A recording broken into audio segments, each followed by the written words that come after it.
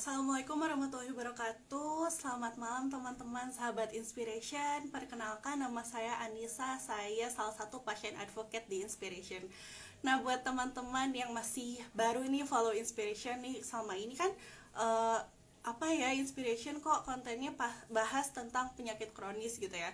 Jadi Inspiration itu adalah sebuah platform kesehatan yang berfokus untuk pendampingan pasien. Jadi nanti di Inspiration itu ada berbagai macam program, kayak yang paling utama sih ada telekonseling gitu ya. Sesi telekonseling ada medis, psikologis, atau dengan pendamping pasien juga.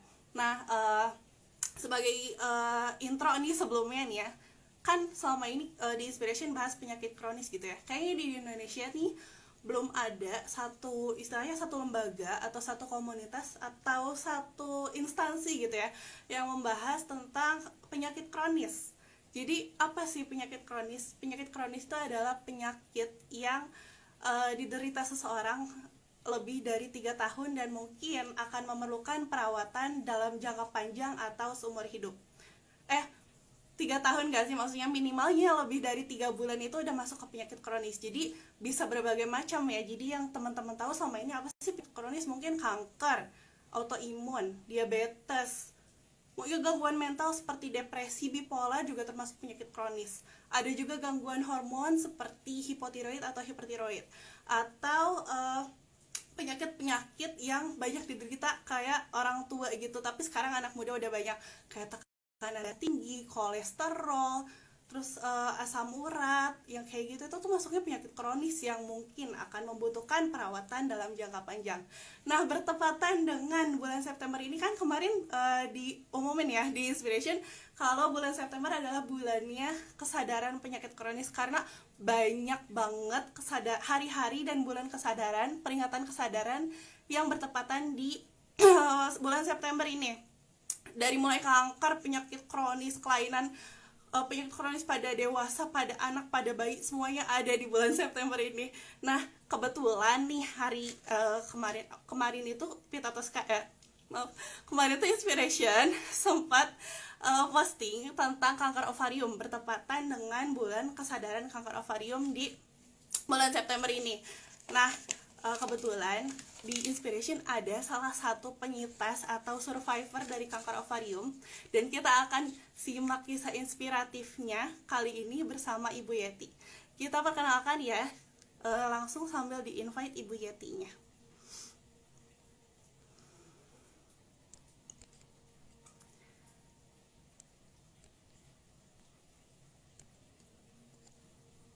Sebentar ya, di-invite dulu.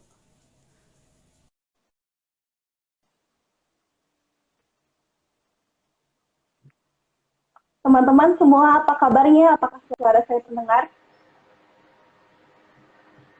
Halo Ibu Yeti, Ibu Yeti sudah masuk ya? Bentar kebalik. Assalamualaikum Bu Yeti. Bentar kebalik ini. Iya Bu, ya. Gimana nih? Cara Kamera balikinnya? terbalik ya. Itu Bu, ada gambar kamera Ya, sebentar. yang kayak panah. Bentar. Cuit. Nah. Ya. Halo. Cantik banget nih Bu. Halo Bu Yeti, salam kenal. Salam kenal. Ya, salam kenal Bu Yeti. Jadi kita mulai ya, perkenalkan dulu, ini Ibu Yeti. Ibu Yeti ini adalah salah satu penyintas atau survivor dari kanker ovarium atau kanker indung telur ya Bu Yeti ya? Tuh. Betul. Jadi teman-teman yang nggak tahu nih ya, ovarium atau indung telur itu adalah salah satu organ kewanitaan yang memproduksi sel telur yang nantinya akan dikirimkan ke rahim untuk menjadi proses kehamilan gitu ya. Tapi ada satu kondisi di mana si sel indung telur itu tumbuh sel kanker. Nah, sel kanker ini yang jadi kanker ovarium yang diderita Ibu Yeti. Buat teman-teman yang dari awal nih pernah mengikuti Inspiration, Ibu Yeti ini salah satu pasien pendampingan di Inspiration ya Bu Yeti ya, tahun lalu. Iya, jadi Bu Yeti tahun lalu itu didampingi sama Inspiration dan sekarang sudah sehat setelah menjalani berbagai proses kemoterapi ya Bu Yeti ya. Iya, betul. Betul, Iya. Mbak Nisa. Betul. Iya, jadi kita dengerin aja nih gimana sih kisah awalnya Bu Yeti ini bisa terdiagnosis dengan kanker ovarium ya Bu ya. Baik, boleh. Baik, Ibu bisa menceritakan gimana sih awal gejala klinisnya kanker ovarium yang awalnya Ibu rasakan? Awal gejala mulai ada, oh ini saya menderita kanker ovarium atau ada gejala sakit perut atau apa gitu. Oke, saya bercerita sedikit, Silakan. tapi sebelumnya kenalan dulu nih ya. Halo sahabat Inspiration Iya Bu. dimanapun berada, salam kenal. Saya Ibu Yeti Susanti, asal dari Karawang. Usia saya saat ini 45 tahun. Saya adalah penyintas kanker ovarium stadium lanjut. Nah, hari ini saya tuh diundang sama tim Inspiration ya, Mbak Nisa, untuk menceritakan, artinya bukan menceritakan, membagikan apa sih, sharing ya, sharing bagaimana katanya perjalanan perjuangan saya untuk melawan kanker yang ada di tubuh saya ini. Sampai pada akhirnya saya seperti ini ya, kembali sehat Mbak Nisa. Oke, Iya Bu ya, ya Alhamdulillah. Alhamdulillah. Baiklah, boleh saya mulai sekarang Mbak Nisa? Boleh, Ibu silakan. Oke. Gimana cerita awal pertama terdiagnosis kanker ovarium? Oke. Awalnya ketika bulan Februari, tanggal kurang kalau nggak salah tanggal 2 Februari 2021, saya itu kan bangun tidur nih, mau sholat subuh nih, tiba-tiba saya lihat perut saya besar. Itu secara tiba-tiba ya, secara tiba-tiba tanpa ada gejala apapun. Kalau misalnya awalnya ada pusing dulu atau misalnya panas, demam atau segala macam, saya nggak begitu shock banget gitu ngelihat apa sih perut saya yang membesar. Nah, dari situ saya kaget, kemudian saya lari ke bawah. Kebetulan kamar saya ada di atas ya, saya lari ke bawah. Ada keluarga juga di situ. Saya sempat panik juga, akhirnya kata keluarga, ya sudah periksa aja katanya. Kemudian nggak dilamain lagi nih, saya dibawa ke salah satu rumah sakit di Kerawang, itu eh, dibawa ke IGD. Nah di situ saya tuh tidak langsung ditanganin cepet-cepet dan bisa, karena memang namanya di OGD kan kita harus nunggu lumayan lama dulu. Nah di situ yang bikin saya anehnya, kok saya nggak diperiksa nggak apa langsung divonis liver. Hmm. Hmm, Ya betul, dokter jaga bilang sih karena memang beliau melihat keadaan kondisi eh, perut saya yang membesar itu, makanya menarik kesimpulan sementara didiagnosa untuk liver dulu. Nah, di situ saya diambil tindakan, disedot cairan dari sini nih, Melisa. Disedot cairan, hmm, disedot cairan, dan selama 1 malam saya istirahat di rumah sakit. Kemudian, alhamdulillah perut saya kempes lagi, itu cairannya udah nggak ada. Lalu saya kan kembali lagi ke rumah dengan senang hati, dengan gembira. Alhamdulillah ternyata perut saya udah kempes lagi nih. Saya udah senang banget tuh. Pas udah nyampe rumah, besoknya ketika pas saya mau sholat subuh lagi, ngelihat perut saya hmm. gede lagi. Nah, membesar. Malah lebih besar dari hari kemarin. Nah, di situ saya kembali bingung, panik. Kemudian saya berusaha untuk, aduh maaf ini ada keringat. Kemudian saya berusaha untuk kembali menghubungi keluarga. Kata keluarga ya sudah diambil. Karena saking penasarannya, saya ganti rumah sakit. Nggak ke rumah sakit yang kemarin. Saya kemudian lari ke rumah sakit yang ada di Kerawang, rumah sakit swasta. Nah, di situ saya kemudian dengan berbagai macam cerita dan ada dramanya sedikit lah gitu. Saya diperiksa, dicek kembali dari A sampai Z. Nah, kemudian di situ udah di CT scan, USG, torak dan sebagainya. Akhirnya ketemu sama dokter onkologinya yang memang benar-benar dia paham tentang sakit kanker itu.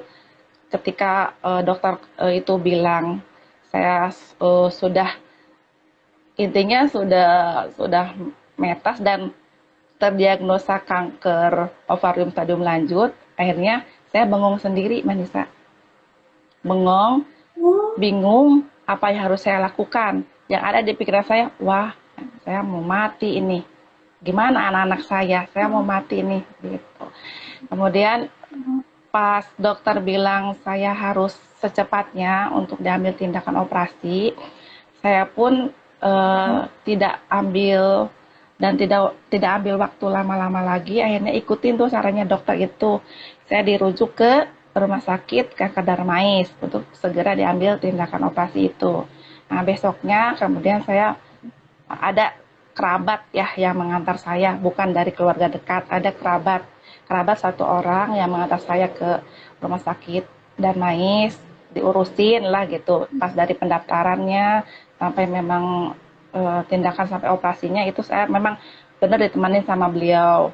Nah, di situ pun saya tidak langsung diambil tindakan operasi, saya pun diperiksa lagi dari A sampai Z ya, di USG lagi, pokoknya dicek-cek ulang lagi dah. Nah, kemudian dokter menyimpulkan dan memang hasilnya sama dengan diagnosa yang dokter yang ada di daerah saya. Ternyata kanker ovarium dan itu udah stadium lanjut.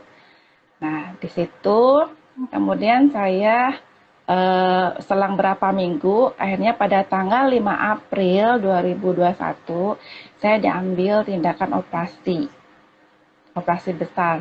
Nah, di situ saya diangkat semua ya, indung telurnya, terus organ yang ada di perut itu diambil semua, dan pengen tahu nggak ada berapa banyak coba sel kanker yang ada di badan saya? Ribuan. Dan itu berapa? dan itu pun si tumornya itu kalau misalnya ditimbang-timbang menurut dokter sih mungkin ada sekitar 9 kiloan gitu. Ada 6 Ya kantong Allah. dan 9 kiloan dan cairannya itu memang banyak sekali Mbak Nisa. Nah, dari situ akhirnya ya saya udah pasrah aja lah ya menerima dengan keadaan saya yang saat itu. Setelah setelah operasi selesai, kemudian saya dianjurkan untuk kemoterapi, Melisa. Nah, di situ Ya, ya. kemoterapinya tuh 6 kali.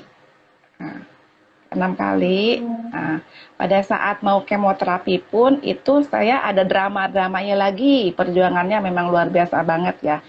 Nah, untuk kemoterapi ini saya tidak didampingi oleh siapapun juga. Saya sendiri. Iya, saya sendiri, Mbak Nisa. Dari kemo awal sampai kemo terakhir itu memang saya benar-benar sendiri. Kalau untuk dari Kerawang ke Jakartanya saya sendiri. Kebetulan ada orang baik. Jadi saya itu tinggal di rumah singgah. Nah, di rumah singgah itulah ketika saya kemo pertama banget itu saya ditemenin sama sahabat rumah singgah untuk jadi pendamping saya. Nah, itu kemudian setelah kemo pertama selesai, saya balik lagi dong kembali ke Karawang. Nah, dengan serangkaian efek yang berbagai macam lah ya saya rasakan setelah saya kembali pulih. Nah, ada cerita lagi nih pada saat kemo kedua. Boleh saya jujur, Mbak Nisa? Pada saat kemo kedua, Gimana, Mbak? saya bingung apakah harus lanjut atau tidak untuk kemo. Nah, karena apa? Karena memang eh, saya itu memang benar-benar kesulitan banget untuk kembali ke Jakarta. Kenapa saya sulit kembali untuk ke Jakarta dan punya niatan untuk tidak melanjutkan kemo kedua karena saya itu sangat tidak punya untuk transport ke sananya gitu. Intinya saya tuh memang benar-benar wah kayaknya nggak bakalan bisa ngelanjutin kemo nih gitu. Saya tuh udah berpasrah diri, udah intinya udah ikhlas banget, pokoknya udah nerima. Saya udah berniat ya saya tidak akan melanjutkan kemo saya untuk yang kedua. Nah, itu saya sedih banget kan. Tapi Allah berkata lain.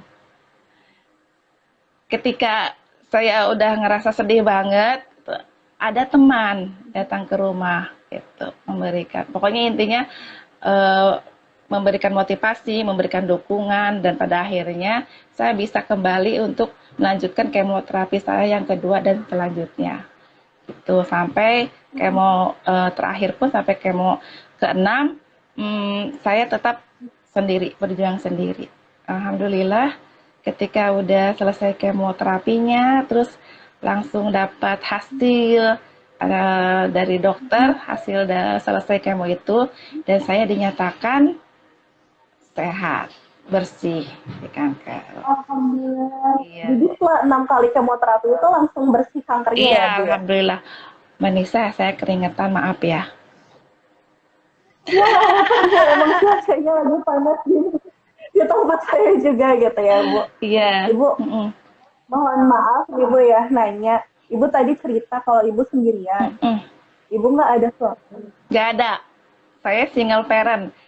Saya ini adalah seorang ayah merangkap ibu dari 3 orang anak. Masya Allah, Ibu hebat banget. Jadi anak-anak masih pada kecil semua ya, Bu ya? Sekolah, masih sekolah.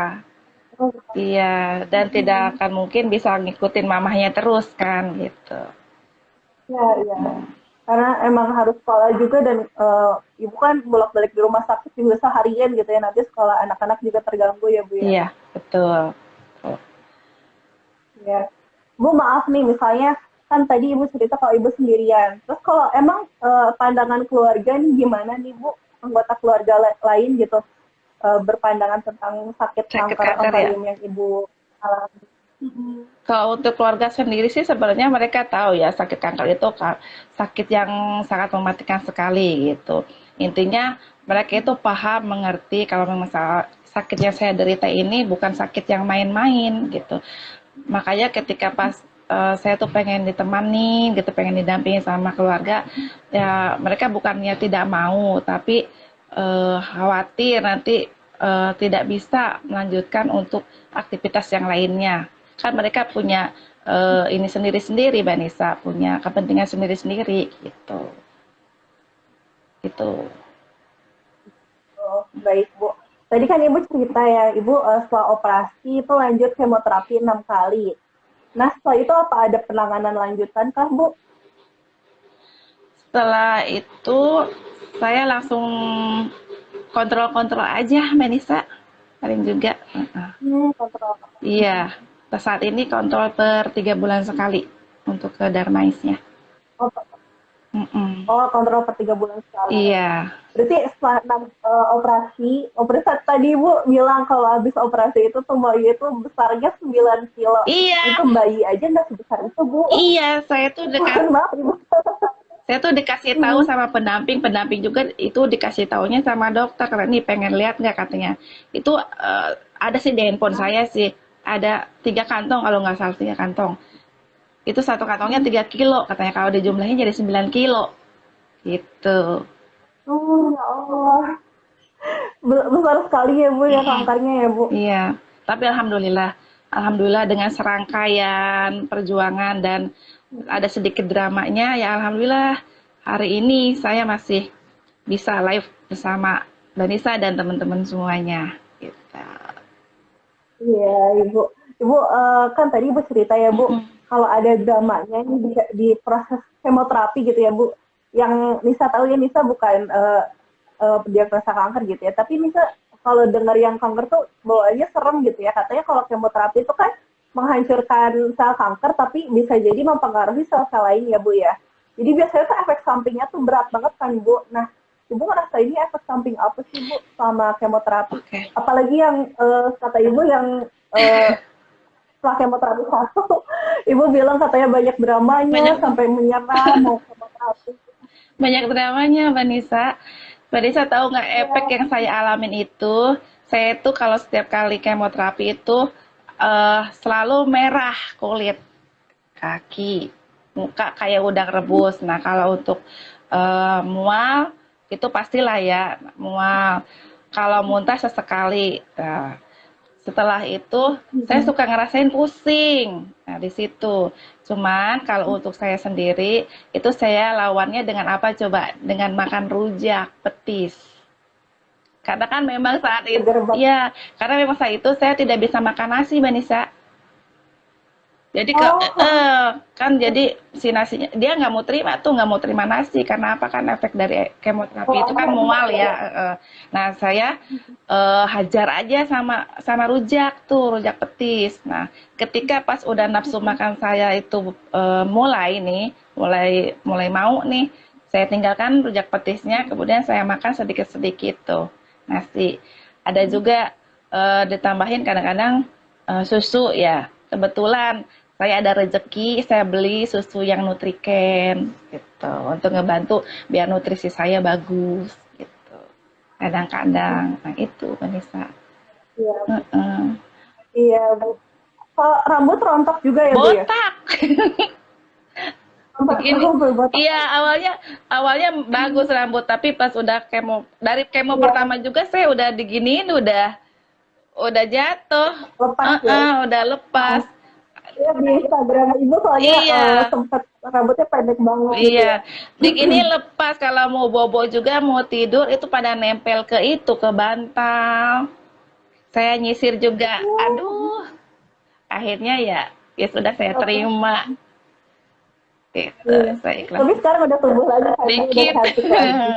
Sedikit, Kan alhamdulillah. bentar-bentar naik lagi ya, Bu. Terus itu sejak kemoterapi pertama, Bu, udah langsung rontok gitu Iya, rambutnya. betul. Rontok.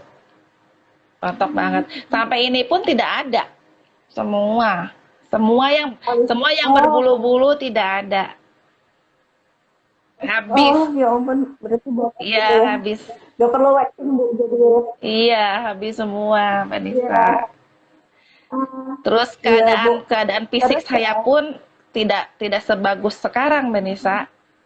Dulu saya mm, 37 kilo dari 60 kilo itu terakhir pas kemo itu 37 deh, 37 kilo. Nah, setelah kemo, nah mm, berangsur-angsur kemudian membaik.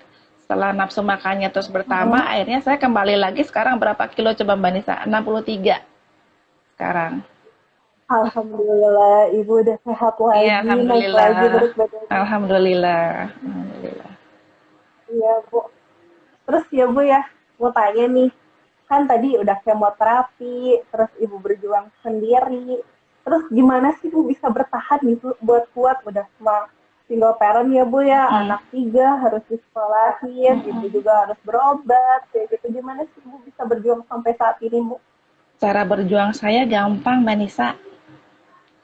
Menerima apa yang sudah ditentukan oleh Allah, tetap bersabar, tapi sambil berusaha. Cara bertahan hidupnya pun paling saya jujur dulu saya kan nge-grab ya.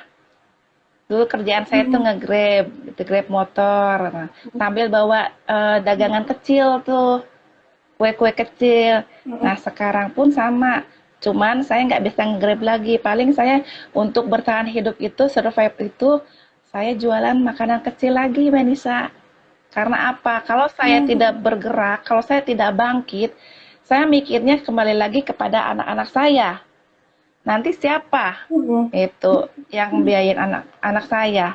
Makannya, sekolahnya, biaya pendidikan dan segala macamnya gitu. Makanya saya berjuang sendiri, saya bangkit sendiri. Intinya saya percaya dan yakin sama Allah bahwa semua yang telah Allah tetapkan untuk saya itulah yang terbaik untuk saya. Gitu, Mbak Nisa. Ikhlas, Iya Bu ridho, ya, karena sudah ikhlas, sudah ridho. iya Bu bener sih, karena mau seberat apapun ya Bu ya, kalau misalnya kita dapat ujian gitu ya, kalau misalnya kita nggak bisa menerima itu, jadinya penolakan terus ya Bu ya. Iya, Jadi betul. mau ujian seberat apapun gitu ya. Karena kalau kehidupan tuh mungkin saat ini ujiannya terasa besar gitu ya, tapi ketika di masa kemudian, wah ternyata ujian itu tuh tidak ada apa-apanya kalau setelah perjuangan selama ini tuh ternyata kita tuh bisa gitu ya melewati itu Iya, semua ya Bu iya ya. betul. Tidak gampang loh, Mbak Nisa, jadi pejuang kanker itu. Butuh perjuangan ekstra, kesabaran ekstra, semua Oh, serba ekstra. oh Gitu. gitu. Terus Ibu kan eh ya Bu. Jadi kan selama ini udah Ibu kemarin dinyatakan sama dokter sudah bersih dari kanker. Apakah terus kan kata Ibu tadi lanjut kontrol per 3 bulan sekali. Betul. Apakah setiap hari ada minum obat atau apa gitu Bu? Atau udah selesai aja? Kalau untuk saya sendiri, saya tidak konsumsi obat, Mbak Nisa. Paling juga kalau misalnya nih ya, jujur aja kalau misalnya saya kelelahan, kecapean, terus terkadang kan suka terasa agak sesak napas. Ya. Paling saya itu dulu konsul dulu sama dokter obat apa yang harus saya minum. Tuh kalau misalnya saya demam, paling saya selalu ada sedia paracetamol, saya minum paracetamol saja sudah. Kalau untuk obat-obat yang kankernya segala macam saya tidak konsumsi. Oh, udah. Iya, iya, gitu. Sudah selesai berarti ya Bu ya Udah, setelah operasi sama kemoterapi. udah selesai, udah selesai. Iya, iya. Jadi kalau kan kayak kan tadi Ibu bilang ya setelah operasi dan kemoterapi itu badan tuh nggak terasa sama lagi gitu ya. Jadi lebih gampang capek, jadi kadang ada sakit kepala, ada keluhan apa gitu ya. Paling sering Ibu jadi lebih gampang sakitnya itu gimana sih Bu? Saya tuh kalau kelelahan aja pasti ngedrop, pasti down. Jadi intinya sekarang saya harus bisa memanage diri saya sendiri. Kemarin-kemarin saya belum bisa karena apa saking semangatnya saya ingin kembali beraktivitas. Jadi saya tidak mementingkan kesehatan saya. Saya hajar terus aktivitas setiap hari dan pada akhirnya saya down, saya ngedrop. Oh, Intinya saya kembali lagi berpikir tuh saya belajar ya untuk memahami diri saya sendiri. Oh ternyata kalau memang misalnya saya survive itu harus memang benar-benar sayanya kuat, saya sehat. Kalau saya ngedrop terus, kalau saya ngedown terus, bagaimana saya bisa melanjutkan hidup? Nah disitulah saya mulai belajar, mengikuti proses, belajar untuk terus bisa memanage diri saya sendiri, Mbak Nisa. Karena apa? Karena masih ada anak-anak saya yang membutuhkan saya. Kalau saya nanti sakit-sakitan terus, kasihan. iya Bu, benar sekali. Nah Bu, ini ada pertanyaan Bu Iya, di kolom komentar sebentar. Jadi ini dari Mbak Rizka nih katanya. Izin bertanya Bu, apakah ada cara deteksi dini untuk kanker ovarium itu seperti apa? Karena kan tadi Ibu bilang karena pas pertama ketahuan tuh nggak ada gejala, tapi cuma perut membesar aja gitu ya. Dan pas sudah ketahuan katanya sudah stadium lanjut gitu. Nah, apakah ada cara untuk deteksi dini kanker ovarium nggak Bu? oh, kalau menurut info dari dokter yang nanganin saya sih, kalau misalnya nggak mau langsung ketahuan stadium lanjut, dari awal tuh sering kontrol aja periksa kalau misalnya ada keluhan apa, misalnya sering, kan biasanya suka ada begah gitu ya, tiba-tiba atau dari menstruasi yang nggak teratur atau apa, bisa konsultasi ke dokternya. Gitu, dikhawatirkan takutnya ada kelainan apa gitu. Syukur-syukur jangan kanker. Syukur-syukur cuman kista biasa aja, tidak sampai ke tumor ganas gitu. Hmm. Kemarin Oh, jadi terutama kemarin sih gimana Bu? kalau waktu kemarin saya kontrol, saya dianjurkannya kan karena memang sudah dilakukan tindakan operasi dan Heeh. kemoterapi. Kemarin saya dianjurkannya untuk cek CA125-nya, Mbak Nisa. Gitu, tinggi Hmm. atau tidak gitu. Itu kanker marker ya Bu ya, tumor marker ya Bu ya. Iya, iya betul Mbak Nisa. Berarti kalau untuk yang belum terdiagnosis nih ya Bu, setidaknya yang orang yang masih sehat nih untuk lebih waspada sama kanker ovarium ini, Iya, kebanyakan mungkin memang dia lebih memang tidak mengenali. bisa kebanyakan memang tidak bisa terdeteksi katanya gitu, Mbak Nisa. Tahu-tahu udah stadium Ya, lanjut aja. Kebanyakan seperti itu. iya benar Bu.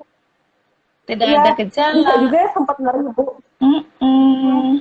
Bisa juga sempat ngeri ya Bu, ada data yang kemarin Nisa sempat baca nih Bu. Mm-mm. Kalau kanker ovarium itu masuk ke 10 kanker, ranking 10 dari Mm-mm. kanker yang paling banyak terjadi di orang Indonesia.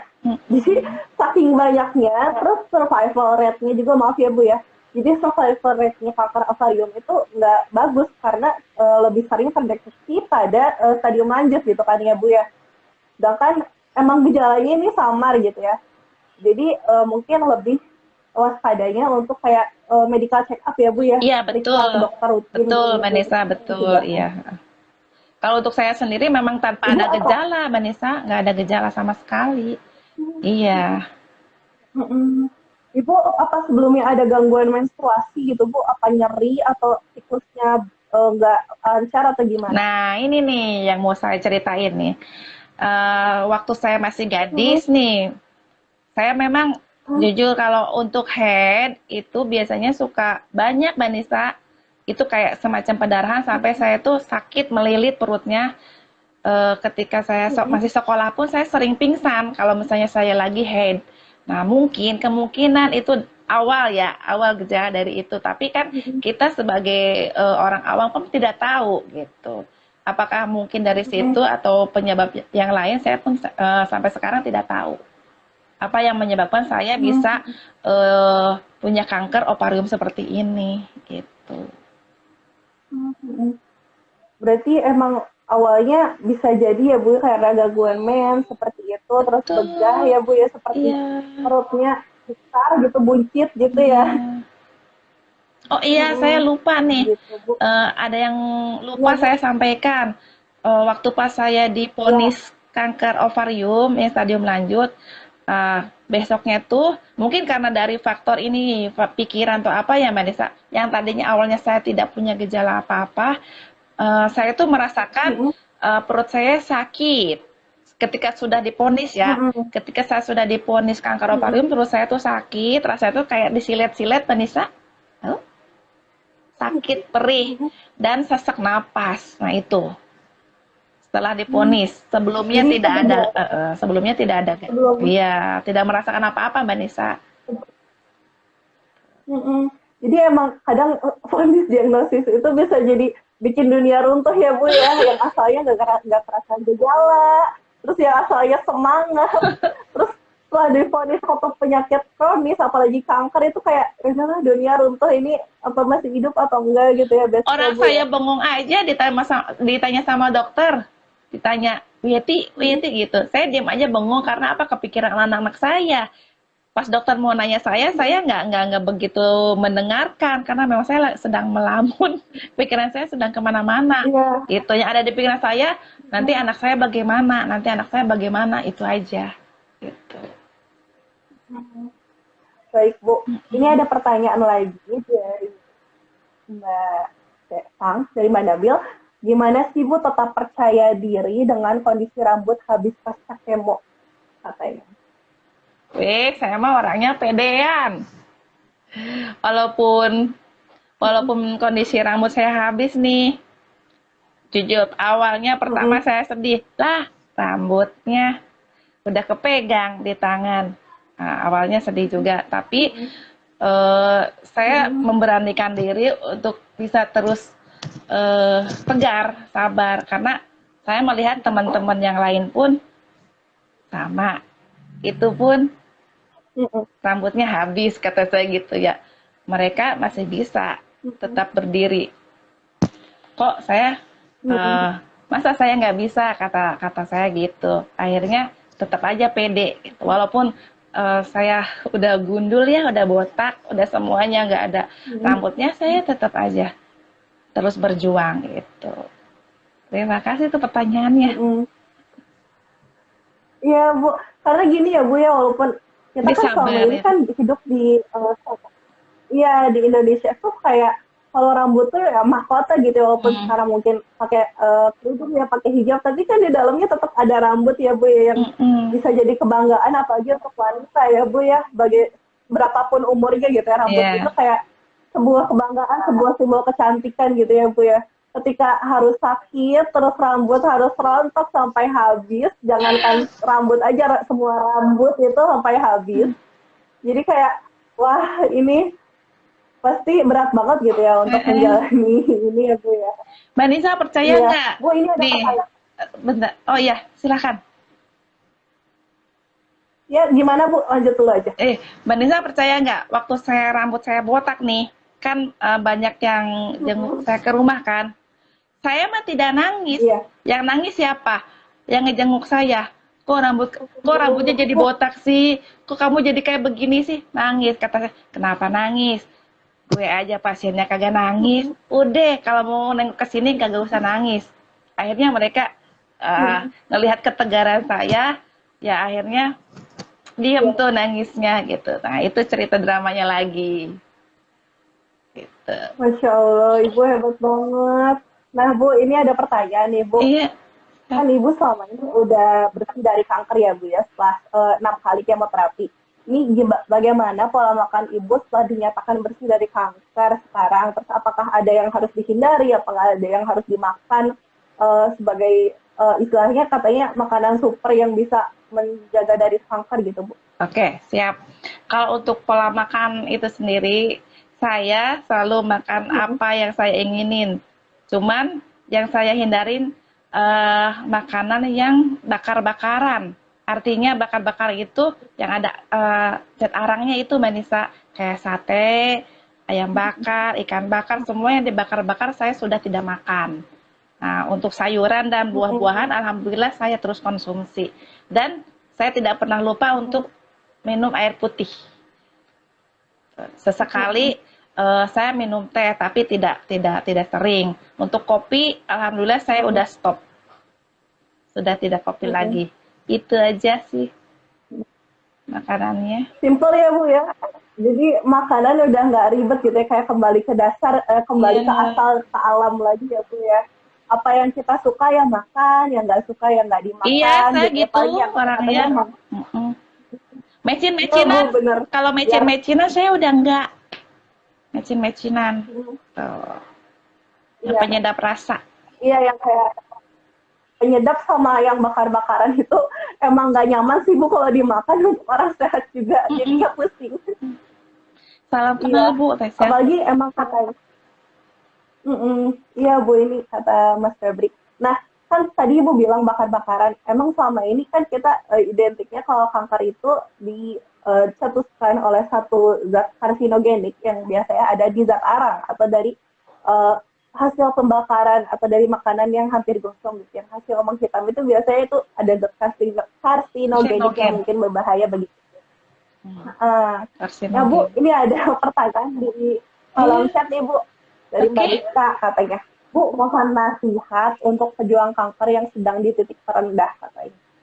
Nasihatnya, aduh, suruh kasih nasihat nih ya.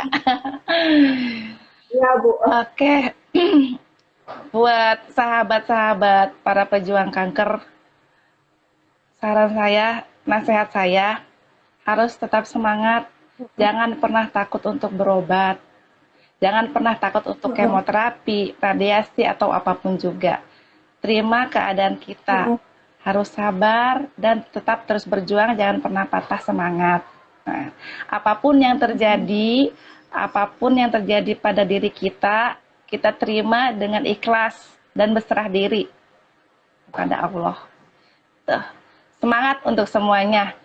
Intinya, ketika kita bersemangat, ketika kita selalu happy, dibikin gembira, insya Allah segala apa yang merasa beban terberat itu akan berkurang. Mungkin seperti itu aja nasihat dari saya. Iya, Semangat teman-teman.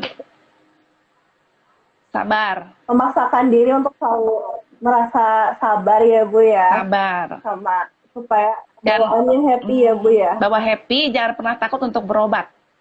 Udah, gitu aja intinya. Nah, Bu, tadi kan Ibu cerita nih, Bu, abis Ibu ada gejala, awalnya benjolan, terus langsung pengobatan medis. Apa Ibu sempat, kan sekarang banyak ya, Bu ya, kayak pengobatan medis tuh masih kalah pamornya sama pengobatan alternatif. Apa Ibu sempat pernah terpikirkan itu atau gimana? Alhamdulillah kalau untuk alternatif, saya sama sekali tidak menjalaninya. Ada beberapa kerabat atau teman yang mengajukan saya untuk ke tempat yang lain, tapi saya tidak ikut ataupun tidak menuruti apa perintah mereka, karena saya yakin dengan kita berobat hanya untuk medis saja, insya Allah nanti ke depannya kalau memang misalnya kita mengikuti apa anjuran dokter, kita ikutin alurnya, prosesnya, itu insya Allah kita akan kembali sehat. Dan buktinya saya alhamdulillah kembali sehat. Pipi saya cabai lagi. Iya, alhamdulillah. Iya, gemuk lagi ya Bu ya, Ya, cabi lagi, gemes alhamdulillah. deh Bu. Iya Bu. Jadi kan emang selama ini benar Bu, kalau pengobatan kanker itu walaupun udah tahu ya kalau kanker itu adalah penyakit yang bisa membahayakan tubuh gitu ya. Iya, Tapi di Indonesia ini kayak masih kalah gitu Bu karena saking banyaknya sumber-sumber pengobatan alternatif lah, herbal lah, segala produk-produk yang gak jelas itu yang katanya klaimnya bisa menyembuhkan segala macam gitu ya iya. Bu ya. Alhamdulillah itu Nah Mbak Bu, Nisa saya tidak tergoda. Insya Allah, alhamdulillah. ya, insya Allah saya tetap akan terus ikuti apa yang dokter katakan dan apa yang dokter anjurkan. Insya Allah saya tetap akan melanjutkan perjuangan ini. Iya Bu, legend biasanya obat alternatif itu nggak di cover BPJS Bu, jadi mahal. Hmm. Bu, yang ada buang-buang uang. Iya, iya betul Mbak Nisa. Tuh, gitu. Iya. Bu, ini ada pertanyaan Bu Iya. dari Radit underscore Jan katanya. Di usia berapa Ibu terdiagnosis dengan kanker ovarium dan apakah ada perubahan fisik seperti berat badan turun, bengkak benjol di bagian tubuh mana? Oh, Kayak ini belum dengar Ibu cerita Ibu oh, tadi. Di usia berapa nih oke, Ibu siap. terdiagnosis? Saya itu terdiagnosa kanker ovarium itu di usia 43 tahun, menjelang 44. Nah, kalau untuk benjolan yang itu sendiri, mana ya? Soalnya perut saya gede, gendut, kayak lagi hamil. Nah, mungkin pembesarannya di situ, di sekitar perut. Nah, dan sekitar, Pembesaran ya, dan sekitar ovariumnya, abdomen ya. Tuh. perut bawah ya Bu Iya, ya. betul, Manisa, di abdomen. Jadi kan kayak bisa gitu ya perutnya nggak langsing gitu Bu. Kalau yang perutnya agak gemuk itu nggak kelihatan ya Bu ya, ada benjolan gitu nggak keraba ya Bu. Enggak keraba. Karena memang saat itu kan Berarti timbangan saya tuh berat badan saya kan sekitar 65 kiloan ya. Nah, ketika pas udah diponis kanker terus menyusut tuh Manisa, menyusut, menyusut, menyusut, menyusut sampai akhirnya ke angka 37 kilo yang tadi saya bilang itu. Dari 65 ke 37 kilo. Aduh, kecil banget. ya Allah 365 ke 37 kilo. Iya. Iya sih Bu. Iya. Saking besarnya ya Bu ya kanker yang diangkat, Iya. terus efek pengobatan juga jadi berat badan turun kayak gitu ya Bu ya. Iya. Jadi tidak ada nafsu makan ya. Kalau misalnya itu suka nggak enak gitu dibawanya. Kalau misalnya mau makan tuh entar keluar lagi gitu. Apalagi setelah kemoterapi itu efeknya wah dahsyat banget itu. Semakin menyusut. Alhamdulillah setelah kemoterapi selesai, tindakan semuanya selesai, kembali normal. Makan saya pun semakin bertambah terus. Tapi ada PR buat saya, Mbak Nista, dari dokter saya. Katanya Bu Yeti jangan Apa kegemukan. tuh? Oh katanya jangan kegemukan isi Bu. Iya, Kegemukan itu seperti iya gitu. Wanti-wanti itu aja sih iya.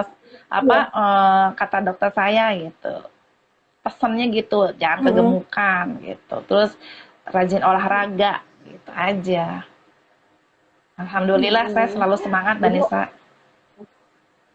mm-mm. Bu ini ada pertanyaan dari Bu Esther Dwi Wahyuni. Iya. Katanya selain perutnya membesar, gejala apa lagi yang terlihat nih Bu, yang terlihat? Kan tadi Ibu bilang ya kalau gejalanya tuh baru muncul malah setelah diagnosis ya Bu ya. Iya, Nah benar. kalau yang awal awal kelihatannya itu apa sih Bu? Selain perut yang membesar, Ada di sini.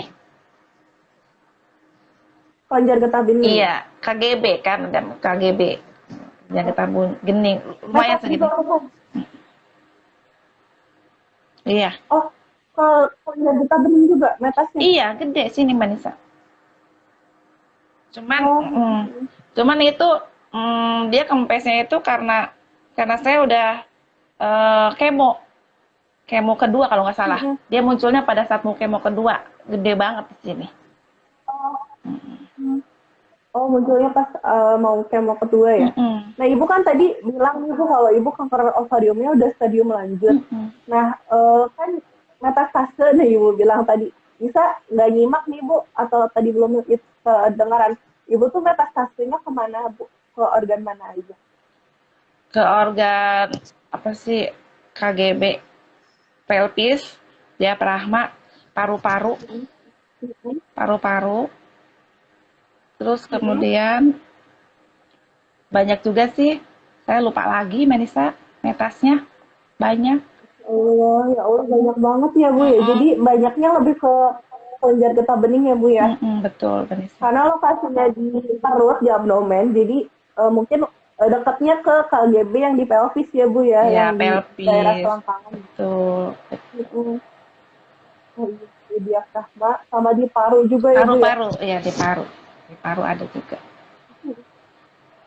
Terus itu semua bersihnya itu setelah kemoterapi, Iya, satu persatu atau gimana Bu? saya juga kurang tahu ya Manisa, mungkin ini udah kekuasaan Allah juga sih Manisa. Ketika pas udah dicek Mm-mm. lagi sama dokter dan dibacakan hasilnya, ya dokter bilang, Mm-mm. Bu Yeti saya nyatakan bersih gitu. Itu entah entah di pas tahapan keberapa tuh saya selesai apa metasnya itu nggak ada, saya nggak tahu gitu. Yang penting ketika saya dibacakan hasil kontrol ya sama dokter saya dinyatakan bersih. Itu April, bulan Bulan April April. Langsung setelah kemoterapi 2022. ke-6. Setelah kontrol pertama Oh, itu dinyatakan bersih. April April 2022. Dokter bilang kan oh, April. Itu ini satu tahunnya Bu Yeti loh katanya gitu sejak divonis kanker. oh iya. Nah, terus dokter Mm-mm. bilang saya nyatakan udah bersih Bu gitu. Dan Ibu tinggal menjaga aja dari pola Ya makan dan Allah. pola hidupnya gitu. Tetap Mm-mm. semangat. Saya Iya, Masya ngelihat Allah. dari auranya Bu Yeti kelihatan banget semangatnya. Makanya cepat sekali untuk bersihnya gitu. Jadi sembuh. Mm-mm. Mm-mm. Iya, Bu. Jadi itu durasi dari awal terdiagnosis sampai kemoterapi ada serangkaian gitu itu sampai 1 tahun ya Bu Satu ya? tahun. Yang namanya si Mm-mm. recovery ya Banisa kalau nggak salah. Recovery bukan? Iya, Heeh. iya. Iya. Pemulihan. Pemulihan. Tuh. Mm. Selama 1 tahun. Itu mm-mm. Itu 1 kali kemoterapi Bu, dari kemoterapi 1 sampai yang selanjutnya itu siklusnya berapa lama Tiga Bu? minggu sekali. Oh 3 minggu sekali. Iya. Itu yang bikin berat ya Bu, karena ke Karawang harus bolak-balik dari Karawang ke Darmais ya Iya, Bu ya. udah itu. Anggap aja saya lagi jalan-jalan mau ke salon lah. Udah. Mau Iya, di harus ke treatment. salon ya Iya, Bu. udah. Soalnya kalau misalnya saya pikirin terus perjalanannya itu nggak bakal selesai-selesai, Mbak Nisa. Pasti yang ada sedih, Hmm, sedih, kecewa terus. Udah saya iya, caranya sudah membesarkan hati sendiri aja deh. Anggap aja deh saya jalan-jalan udah gitu. iya Bu, benar. Bu, ini ada yang tanya nih Bu, Iya, dari radio Understood Dance katanya. Kira-kira kankernya segede apa Bu? 9 kilo tuh. ini 3 kantong. Satu kantongnya 3 kilo. Jadi ada 3 kantong. 3 kantong, satu kantongnya 3 kilo. 3 kilo, tiga Tiga kilo, kantong, 3 kilo. 3 kilo, ya Allah, Bu dikresikin ya Bu ya, ada Iya, 3 kantong. 3 kantong. Satu kantongnya 3 kilo. Hmm, itu kanker semua Bu. Ya, Ya Allah ya Robi. Gitu ya Bu. Ini ada pertanyaan lagi nih Bu dari Mbak Naila, Dokter Rafli. Selain ke dokter apa ada konsumsi obat herbal atau dan lain-lain katanya? alhamdulillah saya tidak. Saya hanya minum obat dari dokter saja. Kalau untuk herbal tidak ada. Saya tidak pernah minum herbal. Karena saya tidak ingin Tadi udah dibahas saya ya. tidak ingin tercampur dengan herbal gitu, obat yang dari dokternya. Iya. Benar. Benar Bu. Tadi kan di awal udah sempet nanya nih kalau yang alternatif herbal-herbal gitu tuh ya kadang nggak ada progresnya gitu Bu. Kalau misalnya kita ke dokter, ada obat dokter, ada prosedur pemeriksaan, ada USG, ada CT scan yang kayak gitu-gitu loh ya. Ya, Ya, jadi semua prosedur pengobatan itu kan terprogres ya Bu ya. betul. Sedangkan kalau obat herbal tuh atau alternatif kita nggak tahu progresnya tuh dari Tidak mana, apa tahu. udah sembuh, apakah udah hilang gitu ya. Betul banget, Mbak Nisa. Berarti udah tepat sih Bu. Biasanya gini Bu, kalau pasien kanker tuh banyak gempuran dari semua pihak ngasih saran, ini Banyak, ayo ke ke saya obat juga ini, banyak. alternatif ini. Iya, ke saya juga banyak, Mbak Nisa. Banyak juga ya Bu. Cuman saya nggak peduliin gitu. Saya pokoknya fokusnya ke medis aja, udah pakai obat dokter aja. Gitu. Sekarang saya pengen tahu hasilnya Iya, bagaimana nih, gitu. Dan ternyata alhamdulillah ada iya. hasilnya. Alhamdulillah. Terus Ibu ngerespon semua omongan saran-saran yang gak jelas itu gimana sih Bu? Saya iyain aja. Oh iya, terima kasih, gitu doang. Ada yang ngasih obat Iya, terima herbal kasih. ke saya terima. Tapi nggak saya minum. Saya terima, ada yang ngasih, saya terima. Tapi nggak saya konsumsi. Saya tetap berpatokan sama dokter. Karena saya pengen tahu hasilnya, Iya. Manisa. Setelah kemoterapi ini hasilnya bagaimana? Kalau misalnya nanti saya minum obat-obatan herbal, saya tidak tahu ini obat yang mana nih yang bikin saya sembuh kayak begini. Saya tidak tahu, jadi bingung. Ini obat dokter apa obat herbal nih yang menyembuhkan saya? Mm-mm. Gitu. Mm-mm. Iya Bu, bener banget. Orang udah paling tepat sih berobat medis itu karena semua progresnya bisa dilihat. Bu, ini ya Bu, gak ada pertanyaan lagi. Tapi ada satu pertanyaan terakhir nih dari Nisa. Oke. Motivasi apa nih Bu untuk para pejuang kanker lain yang mungkin sekarang lagi nonton nih Bu atau untuk yang nanti lihat rekaman ulangnya, Ibu mau ngasih motivasi apa sih buat para pejuang kanker nih Bu yang Ibu kenal, yang nggak kenal, yang nanti mungkin nonton video ini? Motivasinya tidak banyak. Tetap aja semangat dan lakukan yang terbaik. Tetap tetap memberikan terbaik untuk diri kita sendiri, keluarga, dan orang-orang sekitar. Teruslah berbuat baik sampai Allah berkata saatnya kamu sembuh. Alhamdulillah. Jadi terus berbuat baik, terus ikhlas ya Bu ya menjalani semua pengobatannya juga ya Bu. Terus sabar ya, mungkin ada gejala yang nggak nyaman dari pengobatan sakit, terus gejala habis di kemoterapi ada pusing, ada mual, ada semua nggak nyaman, semua pasti nggak nyaman di badan. Pasti yang namanya sakit itu mau sakit apapun ya, mau yang jangankan kanker ya Bu, kita dapat sakit ringan batuk pilek aja rasanya nggak Gak nyaman ya Bu ya. nyaman. Mm-mm. Gak nyaman. Tapi itu bisa jadi ya, itu adalah sebuah jalan untuk mendapatkan istilahnya nih Bu ya, kita tuh harus menjalani cobaan ini dulu nih sebelum nantinya akan ada istilahnya rezeki baru, ada kesempatan baru, ada jalan yang baru, terus pasti ada yang bisa diambil hikmahnya dari setiap musibah, dari setiap penyakit ya Bu ya. Betul, betul Mbak Nisa. Ibu, ini ada komen terima kasih Mbak Yati, hebat loh Terima kasih, semangatnya. sama-sama Mas Febri. Sama-sama. Muji, ada Bu Esther, ada dari Hipertensi Paru. Halo Terima kasih semuanya. Ibu ya. Iya, ini masih ada waktunya kita ngomongin apa lagi ya? Oh Bu, ini ada satu pertanyaan lagi nih Bu. Ini Waduh, ada yang nanya lagi. Enggak, bukan dari orang lain, ini dari Nisa. Oh. Satu lagi ya Bu ya, Nisa penasaran. Jadi kan Ibu selama ini apa istilahnya ituin sama Inspiration gitu ya, sempat didampingi sama Inspiration Ibu ya. Ibu apakah dapat ketemu teman-teman di Inspiration gitu atau nggak dapat ketemu teman-teman pejuang kanker ovarium lainnya, itu gimana Bu? Gimana Mbak Nisa? Maaf. Ibu sempat ketemu sesama pejuang penyakit kanker atau sesama penyintas gitu Bu, yang bikin semangat gitu atau gimana? Iya, saya bertemu dengan beberapa sahabat, dengan teman inspirasi juga saya ketemu. Tuh yang tadi tuh Mas Febri, saya ketemu tuh sama Mas Febri, dia ke rumah tuh ada. Dia ngasih semangat sama saya gitu. Intinya mah apa sih? saya udah ketemu orang-orang yang baik, Mbak Nisa. Walaupun saya tidak ditemani oleh keluarga, tapi saya merasa orang yang memang datang sama saya itu orang-orang baik semua. Termasuk sahabat Iya, Bu. Inspiration dan Mbak Nisa beserta tim. Terima kasih Inspiration. Iya, Bu.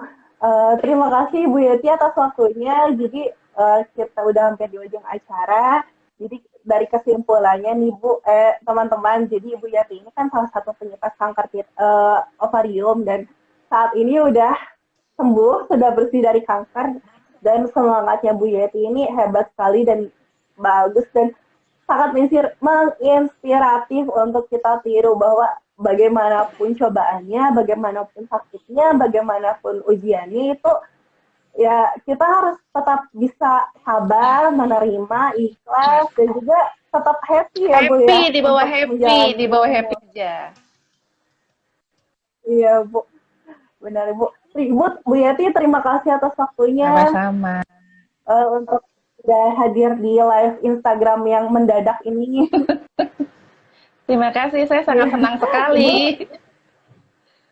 Iya, Ibu semoga Ibu Yeti sehat selalu ya Bu ya. Amin. Amin, amin ya Rabbal Alamin.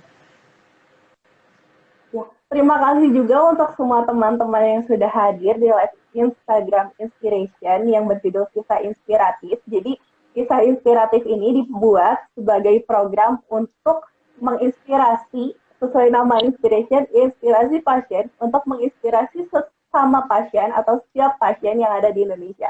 Karena semua pasien itu nggak hanya menderita atas sakitnya, bahwa iya mungkin saat sakit pasien akan menderita karena sakitnya, tapi pasien itu bisa loh saling menginspirasi satu sama lain dan bahwa setiap kisah pasien itu berharga, setiap pasien itu kisahnya valid apapun yang dirasakannya.